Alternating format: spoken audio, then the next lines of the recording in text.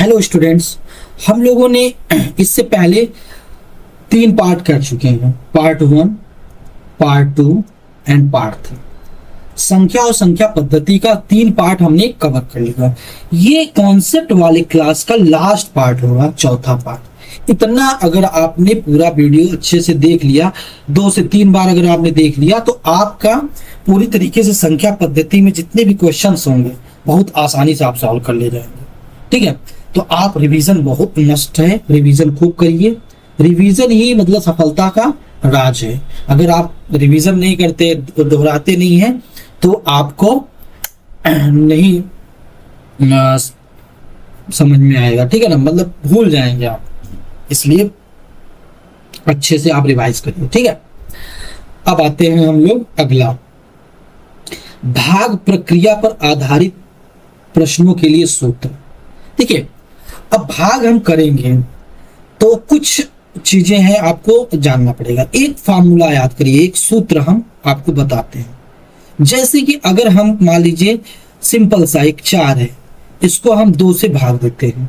क्या है, 2 से भाग देते हैं, तो 2 दूना 4 हो जाएगा, कैंसिल, मतलब 0 शेष फल। तो इसका मतलब क्या हो गया कि ये क्या है, भाज्य है। क्या है, भाज्य बराबर ये क्या है, भाजक, जिसको हम जिससे हम भाग दे रहे हैं उसको भाजक कहेंगे। भाजक गुणे भागफल, भागफल और प्लस शेषफल, प्लस शेषफल। कहने का मतलब कि भाज्य बराबर भाजक गुणते भागफल प्लस शेषफल। अब देखिए कैसे, 4 बराबर भाजक क्या है 2, भागफल क्या है 2, शेषफल क्या है 0। तो देखिए 4 बराबर 4 आ गया। अगर 2 बराबर आ जाते हैं तो आप कहोगे यस, ये भाग आपका सही है। ये मैंने एक छोटा सा उदाहरण लिया, आप बड़ा उदाहरण में भी देख सकते हैं। ठीक है, तो कहने का मतलब भाज्य, भाजक, भागफल और शेषफल, ये कुल मिला के आपको इसमें जो क्या संबंध है इसमें, ये आपको जानना चाहिए। और वो संबंध क्या है कि भाज्य बराबर भाजक गुणते भागफल प्लस शेषफल। अब देखिए x मतलब हो गया भाज्य, y भाजक हो गया, और b भागफल और प्लस शेषफल q। यहाँ पे दिया गया है कि अगर मान लीजिए x किसी दूसरी संख्या y से भाग दे रहे हैं तो भागफल p मिल रहा है और शेषफल q। तो आप इसको इस तरीके से लिख सकते हैं। अब आप क्या कह सकते हैं कि अब इसको अलग अलग फॉर्मेट में लिख सकते हैं। जैसे हमने लिखा कि भाज्य बराबर भाजक गुणे भागफल और प्लस शेषफल, ये है। अगर आपसे पूछा जाए भाज्य बताओ क्या होगा, सॉरी भाजक क्या होगा, तो आप क्या करोगे, भाजक लिखोगे, सॉरी भाज्य लिखोगे, इधर शेषफल वाला माइनस करोगे, शेषफल माइनस हो गया, और फिर हमको अगर भाजक चाहिए तो भागफल से भाग देंगे, बराबर ये हो जाएगा भाजक। मतलब कि स्थानांतरण कर देना है इस तरफ से। देखिए ऐसे जब भागफल अगर हमको चाहिए तो भागफल छोड़िए, इसको पहले माइनस करिए, तो भाज्य माइनस शेषफल अब बटेगा भाजक, ये क्या हो जाएगा, भागफल हो जाएगा। तो इस तरीके से आपको करना था। आई थिंक समझ में आ गया होगा। ये संबंध आप जानिएगा, इसको याद रखिएगा। भाज्य बराबर भाजक गुणते भागफल प्लस शेषफल।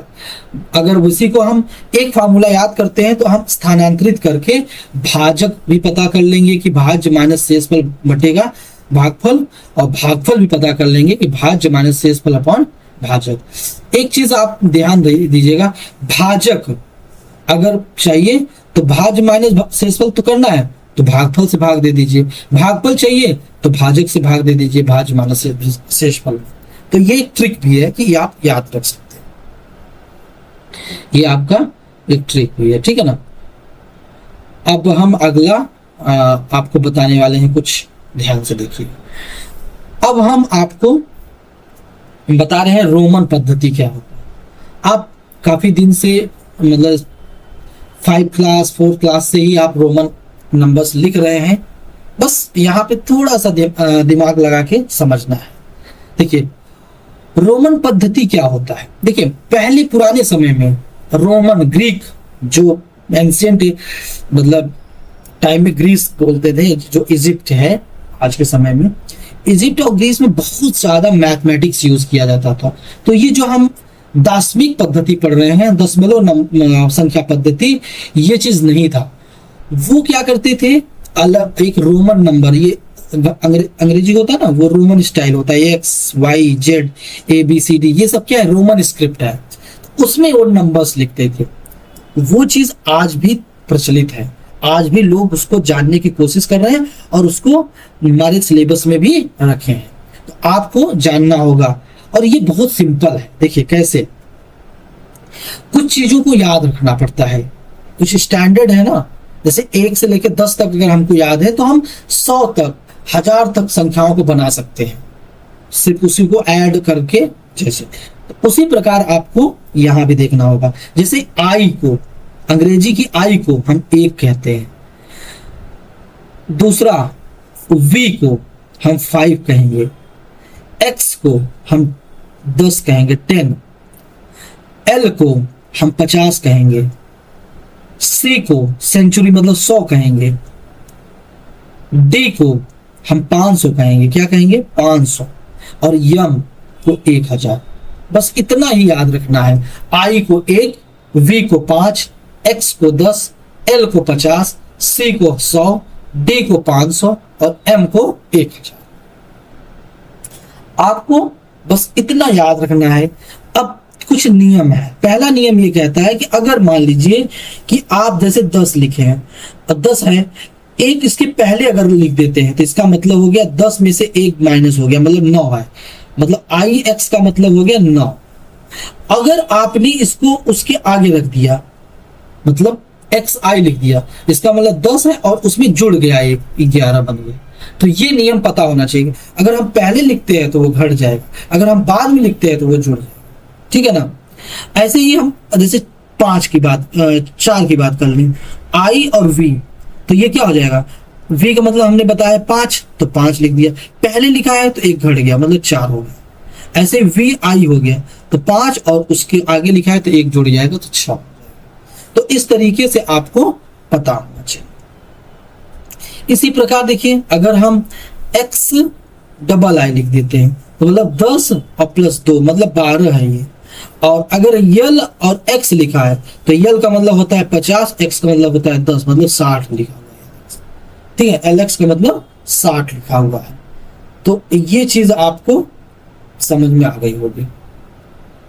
याद रखना है कि आई जो मतलब 1 होता है केवल वी और एक्स से घटाया जा सकता है, मतलब कि आई वी लिखा जा सकता है, आई एक्स लिखा जाता है। आई सी नहीं लिखेंगे, गलत हो जाएगा, आई एल नहीं लिखेंगे, गलत हो जाएगा। क्लियर। तो ये सही नहीं तरीका। तो सिर्फ आई और वी को मतलब आई को वी और एक्स से घटाया जा सकता है। अब डी आइए, एक्स को केवल एल एंड सी से घटाया जा सकता है, मतलब अगर एक्स एल लिखते हैं इसका मतलब 40 है, एक्स सी लिखते हैं इसका मतलब 90 है।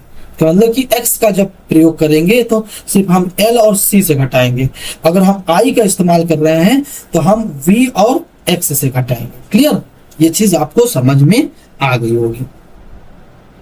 अगर अब अगला थोड़ा बड़ा पे जाइए तो c हमेशा d और m से घटेगा, मतलब कि अगर हम cd लिखते हैं इसका मतलब है कि 400 लिख देंगे, cm लिखते हैं इसका मतलब है 900 लिख देंगे, मतलब कि 1000 में से 100 घट गया। ठीक है ना। तो ये आपको पता होना चाहिए। कोई भी संख्या बार बार नहीं दोहराया जा सकता, मतलब सामान्यतः 3 बार दोहराया जा सकता है। जैसे 30 लिखना है तो 30 लिखना है तो 3 बार x लिख दीजिए, 3 लिखना है तो 3 बार i लिख दीजिए। तो ये मतलब 3 बार ही दोहरा सकते हैं, उससे ज्यादा दोहराते हैं तो वो गलत माना जाएगा। ठीक है। अगला पॉइंट्स आप समझिएगा, अगला जो हम बताने जा रहे हैं उसको समझिएगा। देखिएगा, अगला समझिएगा कि हम आपको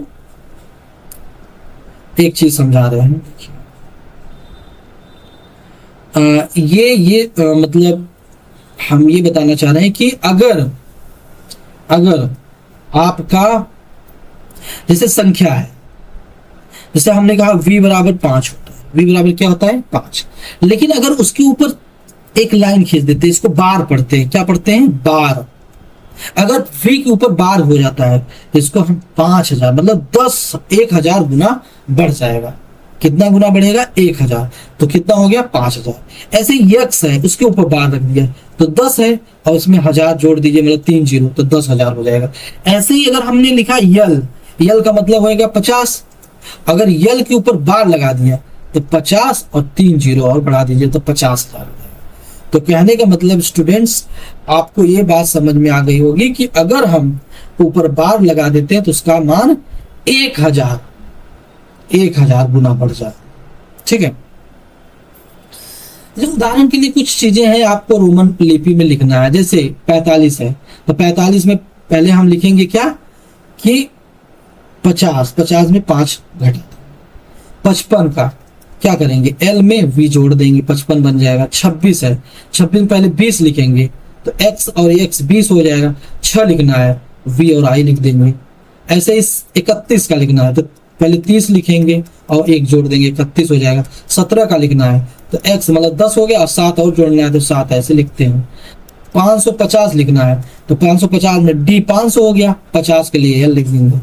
अगर 46 लिखना है तो पहले हम लिखेंगे, 46 लिखना है तो क्या लिखेंगे, पहले हम 45 में लिखेंगे, मतलब l मतलब 50 हो गया। अब इसमें हम 4 घटा दिए तो 46। तो इस तरीके से आपको रोमन अंक भी लिखना था। अब देखिएगा कुछ महत्वपूर्ण बिंदु याद रखना है।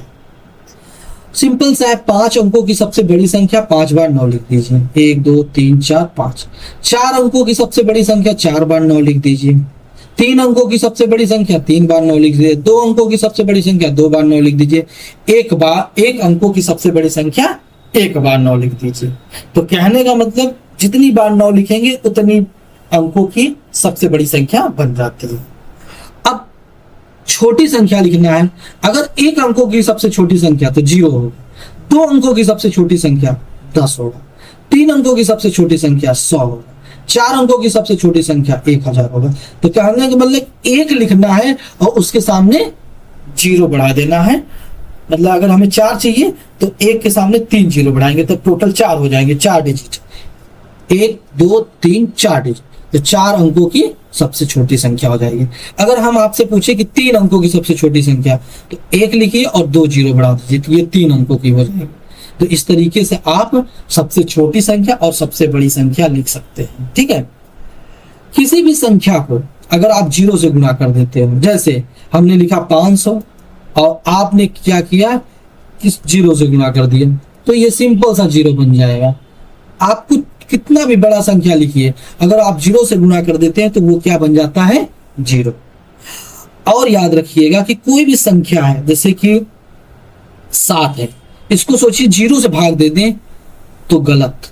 0 से भाग देंगे तो मतलब एक तरीके से ये अपरिभाषित हो जाएगा, इसका कोई मतलब मीनिंगलेस हो जाएगा, इसका कोई मतलब नहीं रहेगा, कोई मतलब नहीं रहेगा। कहने का मतलब 0 से हम किसी भी संख्या को भाग नहीं दे सकते।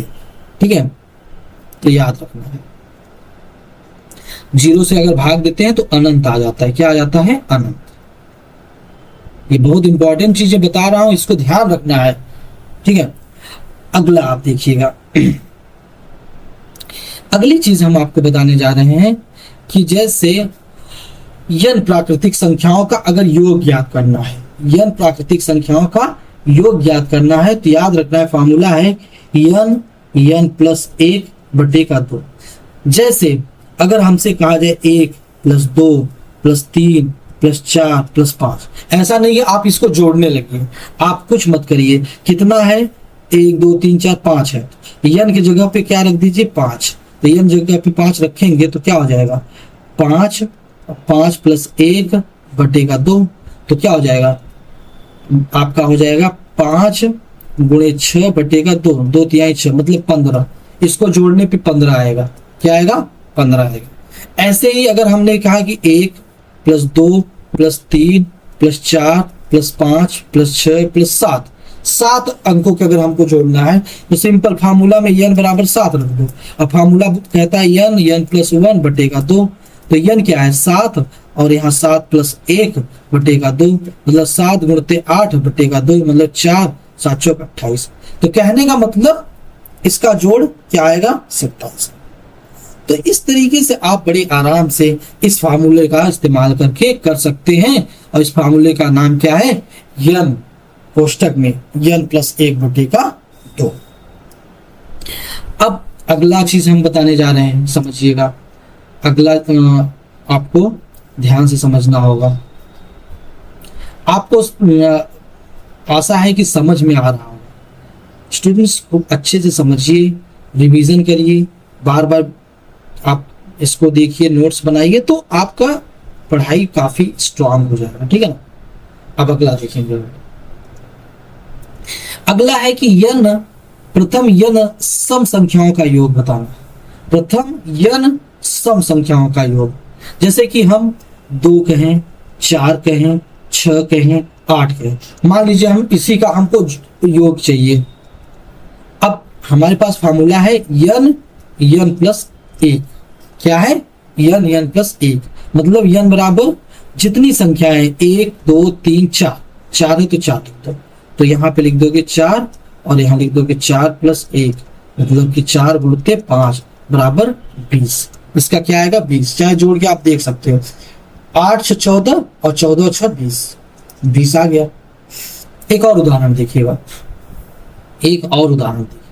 जैसे मैंने कहा कि 2 4 6 8 10 12 इतने संख्याओं को जोड़ना है। तो कुछ नहीं करना है, कितना है 1 2 3 4 5 6, गिन लिया 6, तो 6 लिख दो। यहाँ 6 प्लस 1 लिख दो, क्या हो जाएगा 6 गुणते 7, 7 6, ये आंसर हो जाएगा। तो कहने का मतलब कि आपको सिर्फ काउंट कर लेना है कितने हैं, और ये फार्मूला याद रखिए n प्लस ब्रैकेट में n प्लस 1, और इसी को सॉल्व कर दीजिए तो आपको पता चलेगा। तो आपको मैंने 2 चीजें बताई कि क्रमागत प्राकृतिक संख्याओं का योग क्या होगा, n प्लस 1 बटेगा 2। अगर सम संख्याओं का पूछा गया तो क्या बताया आपने, आपने देखा कि n ब्रैकेट में n प्लस 1, ठीक है ना। n क्या है, कितनी अंक, कितनी संख्या है, कितनी संख्याओं को जोड़ना है, वही हमको जोड़ के लिख देना। अगर वही विषम संख्याओं की बात कर लिया जाए, विषम संख्या जैसे कि हमने लिखा 1 3 5, अगर इसी को जोड़ना है तो आपको n स्क्वायर वाला फॉर्मूला यूज करना पड़ेगा। कितना है 1 2 3, तो 3 का स्क्वायर मतलब 9, आप जोड़ के देख लो 9, ठीक है। अगर यहीं पे हम कहें कि 1 3 5 और 7, तो कितने 4 है, तो 4 का स्क्वायर हो जाएगा, मतलब 16 हो जाएगा। डायरेक्ट आप आंसर दे सकते हैं, ठीक है ना। तो इस तरीके से आपको ध्यान रखना है कि क्या है इसमें 2 या, अब यहाँ 7वां वाला पॉइंट देख लीजिए, 2 या अधिक संख्याओं का गुणनफल इकाई का अंक निकालने के लिए प्रत्येक संख्या के इकाई के अंकों को आपस में गुणा करके प्राप्त किया जा सकता है कि उसमें गुणा करने पर इकाई का अंक क्या होगा। देखिए ये भी इंपॉर्टेंट है, समझिएगा कैसे। जैसे कि आप 2 संख्याओं को गुणा करते हैं, जैसे उदाहरण के लिए समझिएगा, जैसे कि मैंने गुणा किया कि 2 5 6 3 2, ठीक है ना। अब गुणा कर दिया हमने 5 2 4 से। अब मैंने पूछा कि ये जब गुणा करेंगे आप तो इकाई का अंक क्या होगा। तो आप ये नहीं कि पूरा गुणा करके फिर चेक करो कि हाँ इकाई का अंक क्या होगा, हमें कुछ नहीं करना है स्टूडेंट्स। बच्चों ध्यान से देखो, बहुत ही आसानी से हमको देखना है इसका इकाई का अंक क्या है, हमको देखना है इसका इकाई का अंक क्या है। 2 है और 4 है, इसको गुणा कर दिया तो 8 आ गया। तो इसका जब गुणा करेंगे दोनों को तो जो इकाई का अंक आएगा हमेशा याद रखिएगा 8 ही आएगा। क्या आएगा 8 आएगा। अब हम कैसे पता करें, इसकी इकाई के अंक और इसके इकाई के अंक दोनों को गुणा कर दिए तो हमें पता चल गया कि इस पूरे गुणनफल जो हम बड़ा सा गुणनफल दिए हैं, इसका बड़ा सा गुणनफल करने के बाद कितना मतलब इकाई के जगह पे कौन सा अंक आएगा। एक और उदाहरण देखिएगा, जैसे हमने एक उदाहरण और लिया 5 6 3 2 4, अब गुणा कर दिया 2 5 1 से। अब यहाँ पे इकाई का अंक देखा 4 है, यहाँ पे इकाई का अंक देखा 1 है, तो 4 गुणते 1 बराबर 4 होता है। इसका मतलब वहां पे क्या आएगा, 4 आएगा इकाई का अंक। कभी कभी आप कंफ्यूज मत होइएगा, जैसे उदाहरण के लिए अगर मैंने किया कि 1 और यहाँ 8 और गुणा कर दिया यहाँ पे 2 से, तो अब सोचा कि इकाई के अंक क्या हो जाएगा, तो यहाँ इकाई के अंक 8 है, यहाँ 2 है, तो आप 8 गुणते 2 करेंगे तो क्या आएगा 16, तो यहाँ 6 है ना, यही इकाई का अंक आएगा इसमें। ठीक है ना, आई थिंक आपको ये बात समझ में आ गई होगी। अब हम आपको अगला कॉन्सेप्ट बताएंगे और ये चीज आप समझ गए होंगे। ठीक है ना,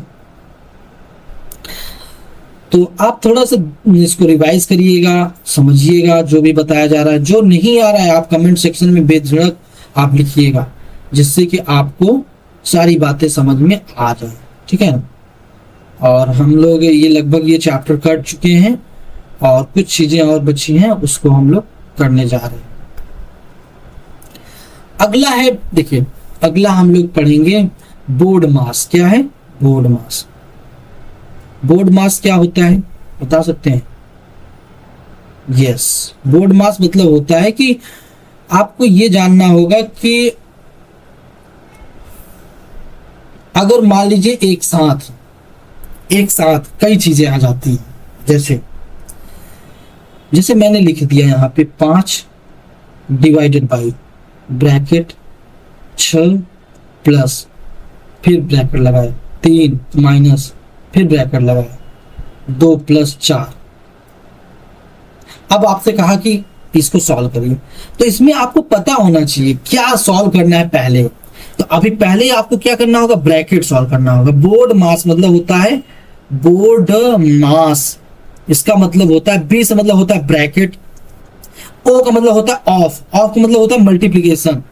ठीक है ना, ऑफ का मतलब मल्टीप्लीकेशन मतलब गुणा, और डी मतलब होता है डिवीजन मतलब भाग, एम मतलब मल्टीप्लीकेशन मतलब गुणा। यहाँ ये गुणा ऐसे दिखेगा और ऑफ वाला ऐसे लिखा रहेगा। ठीक है ना, दोनों में अंतर है, या फिर हिंदी में लिखा रहेगा तो का लिखा रहेगा। ए मतलब एडिशन होता है और एस मतलब होता है सब्ट्रैक्शन। तो कहने का मतलब कि बोर्ड मास जो होता है आपको पहले इस क्रम में आपको सॉल्व करना है। पहले ब्रैकेट करना होगा, फिर ऑफ करना होगा, फिर डिवीजन मतलब भाग करना होगा, एम मतलब मल्टीप्लीकेशन मतलब गुणा करना होगा, ए मतलब एडिशन मतलब जोड़ करना होगा, एस मतलब सब्ट्रैक्शन मतलब घटाव। तो ये चीज आपको करनी होगी। ठीक है ना, तो व्यंजक को हल करते समय सबसे पहले भाग, फिर गुणा, फिर जोड़, फिर घटाव।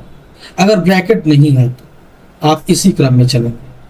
अगर कोष्टक वाले मतलब अगर है व्यंजक, तो उसमें पहले हम रेखा कोष्टक को करेंगे। कौन सा कोष्टक? रेखा कोष्टक, फिर छोटे कोष्टक, फिर मझले कोष्टक, फिर बड़े कोष्टक को हटाया जाता है। इसको हम लोग सवाल को सॉल्व करते हुए देखेंगे कैसे होगा। तो ये हमने पूरी कॉन्सेप्ट संख्या पद्धति, संख्या और संख्या पद्धति के ये जो चैप्टर था उसका मैंने पूरा कॉन्सेप्ट बता दिया। अब हम इसके एक्सरसाइज पे चलेंगे, क्वेश्चन पे चलेंगे। ठीक है, थोड़ा सा ज्यादा लंबा था इसलिए हमने बड़े डिटेल में बताया। Okay, thank you.